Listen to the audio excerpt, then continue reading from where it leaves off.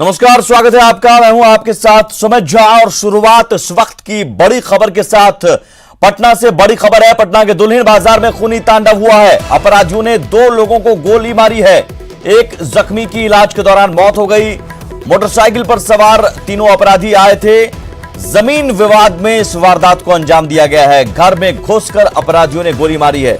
वारदात के बाद हथियार लहराते हुए अपराधी फरार हो गए। सबसे बड़ी बात है कि लॉकडाउन है, चारों तरफ पुलिस की चौकसी है, बैरिकेडिंग है, लेकिन इस हालात में भी पुलिस की सतर्कता के बावजूद अपराधी आते हैं, घर में घुसकर गोली मारते हैं और फिर हथियार लहराते हुए फरार हो जाते हैं। आदित्य आनंद हमारे साथ जुड़ा हुआ है इस खबर पर, हमारे संवाददाता फोन लाइन पर।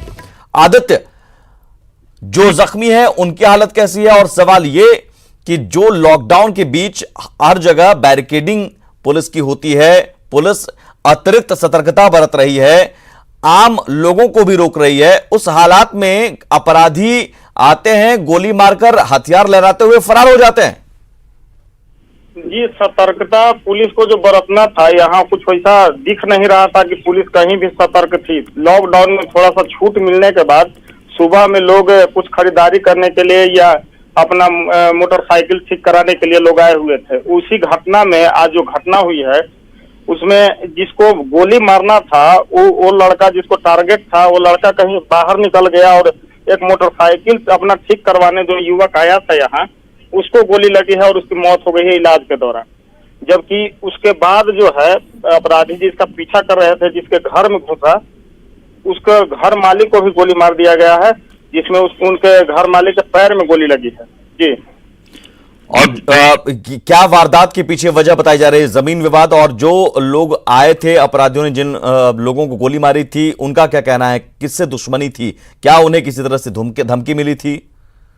जी, धमकी तो नहीं मिली थी, लेकिन उन लोग का कहना है कि बहुत पहले से जमीन का विवाद चल रहा है। क्योंकि लाला भरसारा एक गाँव है जहाँ मठ का कुछ जमीन है, वहीं कुछ विवाद चल रहा था बहुत पुराना। इसका पहले भी वहाँ कई बार गोलीबारी की घटनाएं हो चुकी है। उसी घटना से इसको भी जोड़ा जा रहा है कि जिस लड़का को टारगेट किया गया था, जिसको गोली मारना था, वो बाजार आया हुआ था और उसी को अपराधी, जो 3 की संख्या में अपराधी आए थे मोटरसाइकिल से, उसी को पीछा करते हुए और इधर एक गोली में घुसे थे, गली में घुसे थे, जहाँ मोटरसाइकिल बनवा रहे एक युवक को भी गोली लग गई है, जबकि वो जिसको टारगेट था वो बच निकला है। जी, चलिए, बहुत शुक्रिया इस जानकारी के लिए। देश में कोरोना के बढ़ते प्रकोप के बीच पीएम मोदी आज एक बार फिर राज्यों के मुख्यमंत्रियों के साथ बैठक करेंगे। दोपहर 3 बजे वीडियो कॉन्फ्रेंसिंग के जरिए मीटिंग होगी, जिसमें कोरोना से बचाव और लॉकडाउन पर आगे की रणनीति पर मंथन होगा। राज्यों के मुख्यमंत्रियों के साथ पीएम की यह 5वीं बैठक है। इससे पहले 20 मार्च, 2 अप्रैल, 11 अप्रैल और 27 अप्रैल को प्रधानमंत्री मोदी मुख्यमंत्रियों के साथ बैठक कर चुके हैं। देश में लॉकडाउन का तीसरा चरण 17 मई को खत्म हो रहा है। कई राज्य इसे आगे बढ़ाने के पक्ष में हैं। सभी मुख्यमंत्री प्रधानमंत्री नरेंद्र मोदी को इसे लेकर सुझाव देंगे। बैठक में सभी राज्यों के सीएम के साथ साथ गृह मंत्री अमित शाह, स्वास्थ्य मंत्री डॉक्टर हर्षवर्धन, मुख्य सचिव, गृह सचिव, स्वास्थ्य सचिव और राज्यों के डीजीपी भी शामिल होंगे।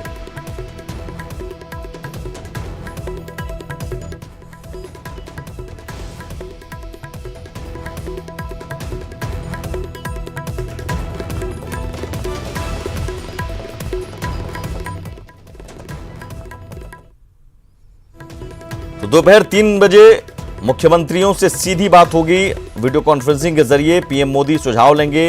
लॉकडाउन 3.0 के बाद अब आगे की रणनीति क्या हो, वीडियो कॉन्फ्रेंसिंग के जरिए ये मीटिंग होगी और आगे की रणनीति पर चर्चा की जाएगी। लॉकडाउन को आगे कैसे बढ़ाया जाए, किस तरह की छूट दी जाए। हालांकि कई छूटें अभी इस लॉकडाउन में दी गई हैं। 17 मई को खत्म हो रहा है ये लॉकडाउन और उसके बाद के हालात पर चर्चा होगी। लॉकडाउन के बीच देश में कल से आंशिक रूप से रेल सेवा दोबारा शुरू होगी। रेलवे 12 मई से 15 शहरों के लिए स्पेशल ट्रेन शुरू करने जा रही है। सभी ट्रेनें नई दिल्ली से चलाई जाएंगी। आज शाम 4 बजे से ट्रेनों के टिकट की बुकिंग केवल IRCTC की वेबसाइट से की जा सकेगी। स्टेशनों पर टिकट बुकिंग खिड़की बंद रहेगी। प्लेटफॉर्म टिकट भी ऑनलाइन ही खरीदना होगा। वहीं टिकट कंफर्म होने के बाद ही यात्रा कर पाएंगे।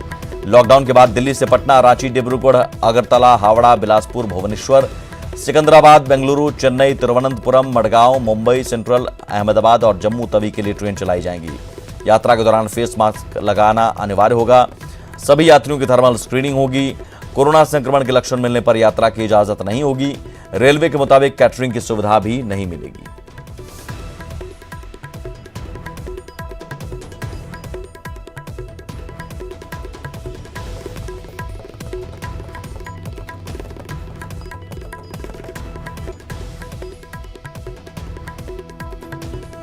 तो ये देखिए रूट हम दिखा रहे हैं 15 रूटों पर, और नई दिल्ली से ये अलग अलग 15 शहरों के लिए ट्रेनें खुलेंगी कल से। और वो कौन कौन से शहर हैं आप इस मैप के जरिए समझ सकते हैं, इस रूट मैप के जरिए। पटना, रांची, बिलासपुर, भुवनेश्वर, हावड़ा, डिब्रूगढ़, जम्मू तवी, मुंबई, बेंगलुरु, तिरुवनंतपुरम, अहमदाबाद, चेन्नई के लिए ये ट्रेनें खुलेंगी।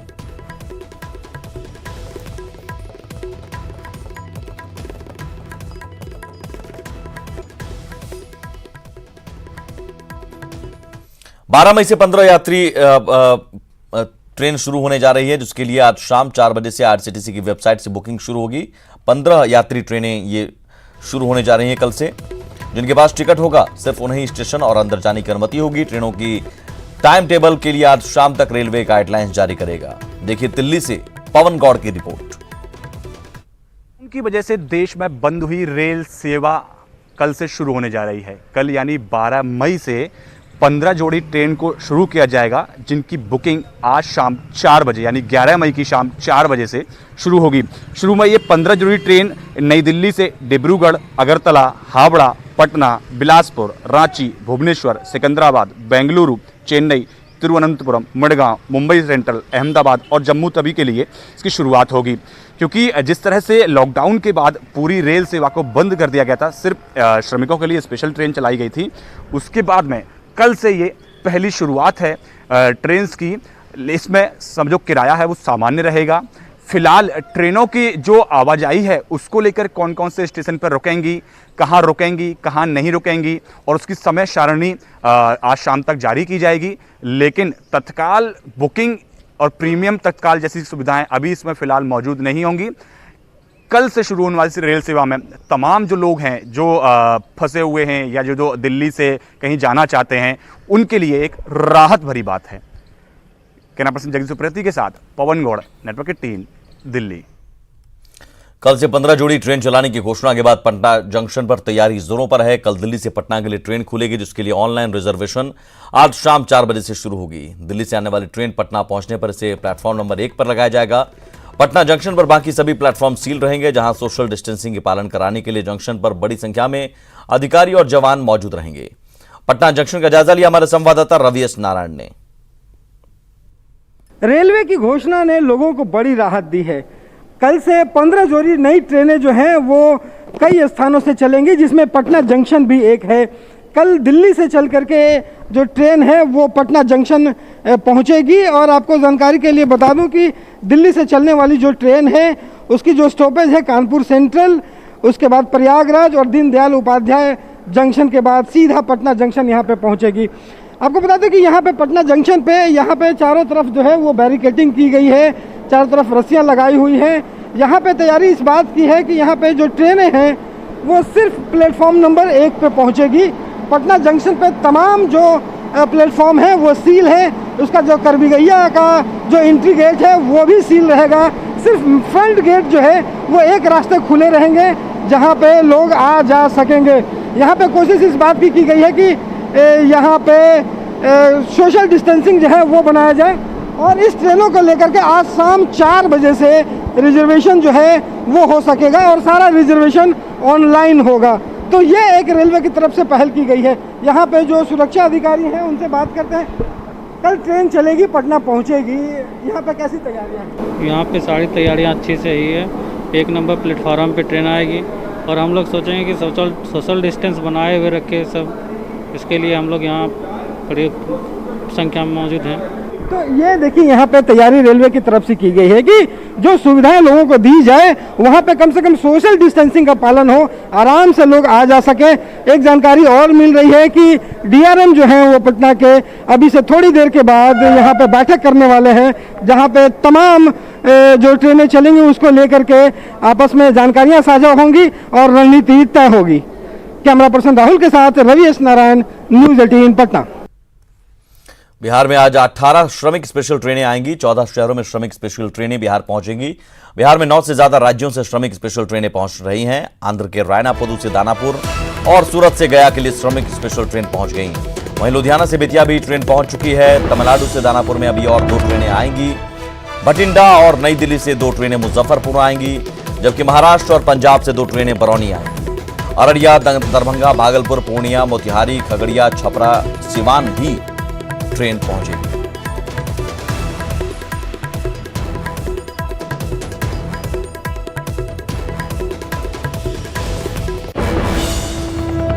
तो 18 श्रमिक स्पेशल ट्रेनें आज पहुंच रही हैं। तमिलनाडु से दानापुर में अभी और 2 ट्रेनें आने वाली हैं। भटिंडा और नई दिल्ली से भी 2 ट्रेनें मुजफ्फरपुर पहुंचने वाली हैं। महाराष्ट्र और पंजाब से भी 2 ट्रेनें बरौनी आएंगी। अररिया, दरभंगा, भागलपुर, पूर्णिया भी बाहर से ट्रेन पहुंच रही है। मोतिहारी, खगड़िया, छपरा, सिवान भी श्रमिक स्पेशल ट्रेन पहुंच रही है। कोटा से सिवान आ रही ट्रेन आज दोपहर 12 बजे के बाद सिवान पहुंचेगी। इसे लेकर सिवान जिला प्रशासन भी अलर्ट है। डीएम समेत जिले के आला अधिकारियों ने सिवान स्टेशन का निरीक्षण किया। प्रशासन ने तैयारी पूरी कर ली है। कोटा से लौट रहे छात्रों में सिवान, गोपालगंज और मोतिहारी के छात्र हैं।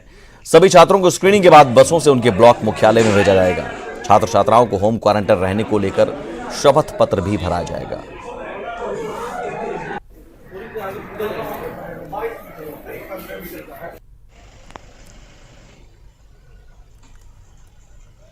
श्रमिक स्पेशल ट्रेन हम लोगों की कोटा से अराइव हो रही है। लगभग 12 साढ़े 12 के बीच में इसका अराइवल होगा। करीब 1200 लोग, 200 स्टूडेंट्स कोटा से यहाँ पे आएंगे। इसमें लगभग 600 बच्चे हमारे सिवान के हैं, बचे हुए 500 गोपालगंज और कुछ मोतिहारी ज़िले के स्टूडेंट्स हैं। तो इन लोगों के लिए हम लोगों ने जो व्यवस्था करनी थी उसमें सभी यहाँ पे आएंगे। सबको फूड पैकेट्स दिया जाएगा। सभी के लिए बसें लगी होंगी। गोपालगंज और मोतिहारी के जो बच्चे होंगे वो अपनी अपनी बसों में, उनके लिए डेजिग्नेटेड बसेज हैं, उसमें बैठ के जाएंगे। और हाँ, जिला सिवान के जो स्टूडेंट्स आएंगे उनको यहाँ से प्रखंड क्वारंटीन सेंटर्स के पास भेजा जाएगा और इनके अभिभावक वहाँ से उनको पिक कर सकते हैं। बिहार में श्रमिक स्पेशल ट्रेन से प्रवासी मजदूरों का आना लगातार जारी है। आंध्र प्रदेश के विशाखापट्टनम से 550 प्रवासी मजदूर पहुंचे हैं, जबकि ट्रेन से 1320 प्रवासी मजदूरों के आने की जानकारी दी गई थी। ऐसे में जिला प्रशासन के अधिकारियों के होश उड़ गए। हाजीपुर जोनल ऑफिस से भी कई यात्रियों की जानकारी उतरने की जानकारी नहीं मिली है। अब मोतिहारी जिला प्रशासन इसे लेकर विशाखापट्टनम जिला प्रशासन से संपर्क साधने की कोशिश कर रही है। हमको प्राप्त है वो 1320 लोगों की है और टोटल 57 बसेस का अरेंजमेंट हमको करना है। सर कहाँ के लोग हैं उसमें? इसमें मेजॉरिटी डिस्ट्रिक्ट्स हैं हमारे, अराउंड 23 जिले हैं और उसमें ज़्यादातर पूर्वी चंपारण, मुजफ्फरपुर, बेतिया, दरभंगा कमिश्नरी के ज़िले जो है यहाँ के मजदूर ज़्यादातर। बाहर फंसे मजदूर और छात्रों की घर वापसी का सिलसिला जारी है। देर रात तेलंगाना के 1058 मजदूरों को लेकर श्रमिक स्पेशल ट्रेन बोकारो पहुंची। इनमें सबसे ज्यादा गिरिडीह के 765 मजदूर शामिल हैं। इसके अलावा श्रमिक ट्रेन से करीब 15 जिलों के मजदूर लौटे। स्क्रीनिंग के बाद सभी मजदूर बसों के जरिए उनके गृह जिले भेजे गए, जहां उन्हें क्वारंटीन में रहना पड़ेगा।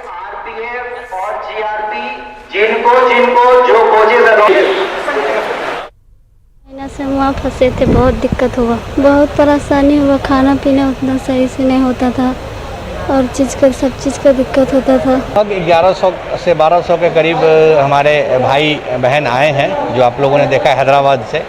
सुरक्षा के पुख्ता इंतजाम है यहाँ से लेके अंत तक, जहाँ तक वो जाएंगे हमारे डिस्ट्रिक्ट बॉर्डर तक। सभी लोगों के लिए आपने देख रहा है एकदम ग्रुपिंग बना के सभी लोग जा रहे हैं और लोग खुद बहुत सजग हैं, तो प्रशासन को बहुत कठिनाई का सामना नहीं करना पड़ रहा है। सुरक्षा हर बॉगी के लिए, हर बस के लिए जहाँ तक संभव है हम लोगों ने दिया है। बाकी जो आरपीएफ के जवान और पुलिस के जवान भी अलग अलग जगह पे काम कर रहे हैं। मेडिकल की टीम पूरी तरह से मुस्तैद है। जो हमारे कंप्यूटर ऑपरेटर्स की टीम है, टेक्निकल टीम है, वो डैशबोर्ड पे उनकी एंट्री कर रहे हैं और उस स्प्रेडशीट को हम लोग जो संबंधित जिलों को भी उपलब्ध करा रहे हैं। और अगर कोई सस्पेक्ट पाया जाता है, अगर कोई व्यक्ति जिस पे कोरोना संबंधित कोई लक्षण पाए जाते हैं तो उनके आइसोलेशन का इंतजाम भी हम लोगों ने करके रखा है। हम लोग गिरिडीह को सबसे पहली प्रायोरिटी में उनका एग्जिट करा रहे हैं। पहले से ही हॉटस्पॉट घोषित मुंगेर जिले में एक बार फिर से कोरोना के संक्रमण का खतरा मंडराने लगा है। जिले में अब तक 115 पॉजिटिव मरीज पाए गए हैं, जिनमें से 60 ठीक होकर अपने घर लौट चुके हैं।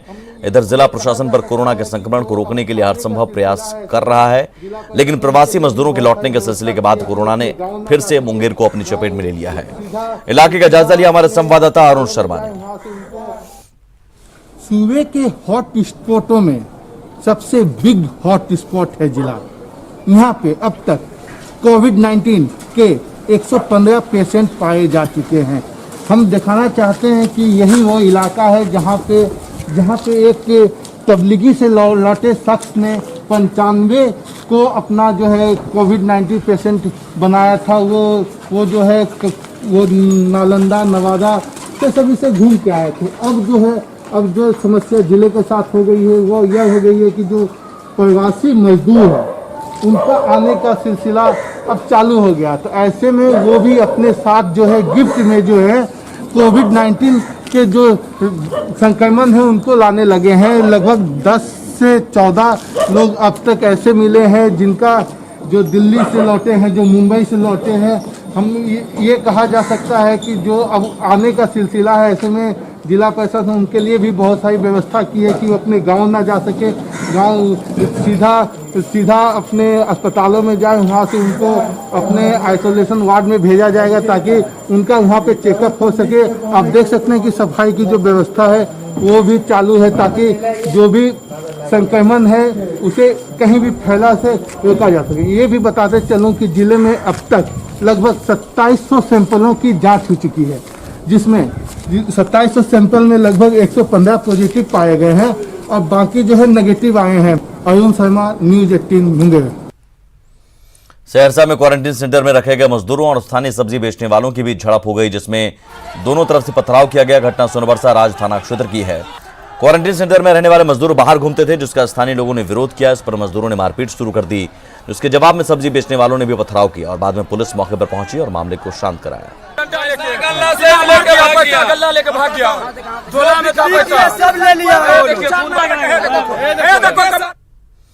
कोरोना के बढ़ते प्रकोप को देखते हुए प्रवासी मजदूर अपने गांव लौटने को मजबूर हो गए हैं।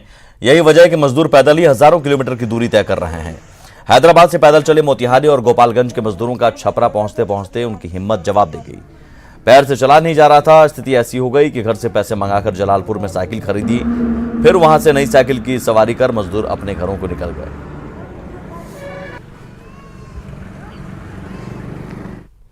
पैसा घर से मंगाया है उनके पास, हम लोग बेचारे हम के पास पैसा नहीं है कि इधर से जाता है, हम लोग कैसे भी जाता है। कैसे आए आप लोग वहाँ हैदराबाद से? वो ट्रक से आया हम लोग, उसके बाद पैदल भी आया हम लोग। बहुत ऐसा सहकर आया है उधर से, खाने पीने की बहुत दिक्कत हो रहा है उधर में। कोरोना वायरस को फैलने से रोकने के लिए देश भर में लागू किए गए लॉकडाउन के बीच हजारों प्रवासी मजदूर बिहार लौट आए हैं। लॉकडाउन में राहत के बाद मनरेगा के तहत बड़ी संख्या में मजदूरों का काम मिल रहा है, जिसे लेकर मजदूरों ने खुशी जाहिर की है। पटना के पुनपुन में मजदूरों से बातचीत की न्यूज 18 संवाददाता आनंद अमृतराज ने। लॉकडाउन में मनरेगा के तहत मजदूरों को काम मिलने लगा और इस वक्त देखिए हम आपको तस्वीर दिखाने की कोशिश कर रहे हैं कि लॉकडाउन खत्म होने के बाद मनरेगा के तहत बड़ी संख्या में लोगों को रोजगार मिलने लगा है और मजदूर काम भी कर रहे हैं। इस समय मिट्टी कोड़ाई का काम चल रहा है और ऐसे कई सारे कार्य हैं जिसके तहत मजदूरों को काम दिया गया है। और निश्चित तौर पे लॉकडाउन खत्म होने के बाद जिस तरीके से लॉकडाउन में जो ढील दी गई थी, उसके बाद जिस तरीके से कई मजदूरों को रोजगार का दिक्कत होने लगा था, तो सरकार ने पहल करते हुए लॉकडाउन में ढील देते हुए निर्माण कार्य शुरू किया है, जिसमें मनरेगा के मजदूरों को रोजगार मिलने लगा है। काम मिल रहा है? हाँ, काम सही मिल रहा है सर। हाँ, काम सही मिल रहा है। कितना घंटा काम करते हैं दिन भर? सर हम लोग 8 घंटा करते हैं सर। 8 घंटा। क्या नाम है आपका? मेरा मुन्ना हुआ सर। तो मुन्ना, कोई और तरह की दिक्कत कोई इस जगह पर सर कोई चीज का प्रॉब्लम नहीं है सर, और सब लोग हम लोग सब बढ़िया से सब सेटिंग बना के काम कर रहे हैं सर। कहाँ के हैं? पटना ही के हैं? जी सर, हम तो चियूट के हैं सर। अच्छा, ठीक है। आप लोगों को कोई दिक्कत? नहीं, कोई दिक्कत नहीं। कोई दिक्कत हो रहा है? नहीं सर। मतलब काम में किसी कोई दिक्कत नहीं ना है? तो देखिए ये अच्छी बात है, मजदूर काफी संतुष्ट हैं और लगातार काम भी चल रहा है। और सरकार की तरफ से कोशिश भी थी कि जो लॉकडाउन की वजह से कई सारे ऐसे लोग थे जिनके सामने संकट हो रहा था रोजी रोटी का, तो लॉकडाउन में जब ढील दी गई थी उसके बाद मनरेगा के कार्यों के तहत तो वैसे कई लोगों को रोजगार दिया जा रहा है, खासकर ग्रामीण इलाकों में। तो हमें तस्वीर दिखा रहे हैं, पुनपुन के पास एक गांव है चिउट, जहां पे निर्माण कार्य चल रहा है, मिट्टी खुदाई का काम चल रहा है और 8 घंटे काम किया जाता है, एक दिन लिया जाता है और उसके बाद 194 रुपए जो सरकार का रेट है उस रेट से पैसा भी दिया जा रहा है। तो जाहिर सी बात है, अच्छी खबर है कि बिहार सरकार ने जो मनरेगा कार्य शुरू किया था उसमें लोगों को रोजगार मिलने लगा है। कैमरामैन मनोज के साथ आनंद अमृतराज, न्यूज 18 नेटवर्क, पुनपुन चिउट। जमुई बिहार का एकमात्र जिला है जहां कोरोना संक्रमण का एक भी मरीज सरकारी आंकड़े के मुताबिक नहीं मिला है। लोगों की जागरूकता कहें या फिर प्रशासनिक कार्रवाई, प्रदेश के अंतिम छोर पर बसा जमुई जिला अभी कोरोना से दूर है यहां, लेकिन अभी भी लोग लापरवाह दिख रहे हैं, खासकर सुबह और शाम के समय। ऐसे लोगों पर पुलिस कार्रवाई भी कर रही है।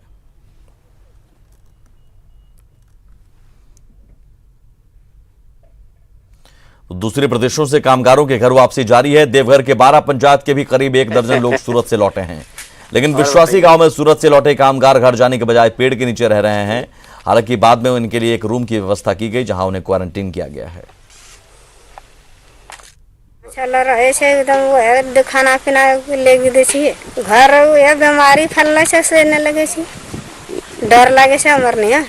और जब ये लोग हमारे ये वार्ड क्षेत्र पड़ते हैं, वार्ड सदस्य, और लगातार हम लोग के समक्ष बने रहे, मतलब बातचीत में करते रहे जो आना है, तो इन लोगों को बस से उतार दिया गया देवघर में और करीब रात में उतारा। लेकिन ये लोग इतना हिम्मत किया, देवघर से पैदल ही चल करके गांव आए, रात में अपना यहीं बिताए। फिर हम लोग सुबह आए, इन लोग की व्यवस्था जब सरकार से कुछ वैसी सुविधाएं नहीं मिली तब हम लोग मुखिया वगैरह मिल करके ऐसे ही इन लोग को बाहर में व्यवस्था की और फिर एक रूम खाली करवा करके यहाँ रखने का व्यवस्था किए हैं। बाल बच्चा भी है, इसकी वजह से हम सोशल डिस्काउंट से इधर हम लोग बाहर में ही रहते हैं और जो भी हमारा मुखिया है क्वारंटाइन में रखा है उसके सहमत से हम लोग हैं। अक्सर कंट्रोवर्सी में रहने वाली एक्ट्रेस और मॉडल पूनम पांडे को मुंबई के मरीन ड्राइव में उनके एक दोस्त के साथ BMW कार में पकड़ा गया। दोनों को लॉकडाउन के नियमों को तोड़ने के आरोप में गिरफ्तार कर लिया गया है और दोनों के खिलाफ FIR भी दर्ज की गई है। जिस समय पुलिस ने पूनम पांडे को पकड़ा, हुए अपने 46 वर्षीय साथी सैम अहमद के साथ कार में थी। उन पर बिना किसी कारण लॉकडाउन में बाहर निकलने और लॉकडाउन के नियमों का पालन नहीं करने का आरोप है। कोलकाता पुलिस ने केंद्रीय मंत्री बाबुल सुप्रियो के खिलाफ ट्विटर पर एक फर्जी फोटो शेयर करने पर केस दर्ज किया है। इनमें से कुछ धाराएं गैर जमानती हैं। तस्वीर में मुख्य सचिव राजीव सिन्हा, मुख्यमंत्री ममता बनर्जी के भाई कार्तिक बनर्जी और कुछ अन्य लोगों के साथ कथित तौर पर शराब पीते दिख रहे हैं। सुप्रियो ने यह फोटो 8 मई को शेयर की थी। पुलिस ने केवल बाबुल सुप्रियो ही नहीं बल्कि इस फर्जी फोटो को शेयर करने वाले कुछ अन्य लोगों के खिलाफ भी केस दर्ज किया है।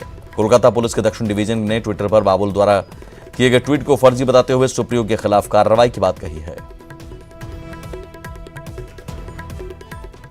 और इसी के साथ इस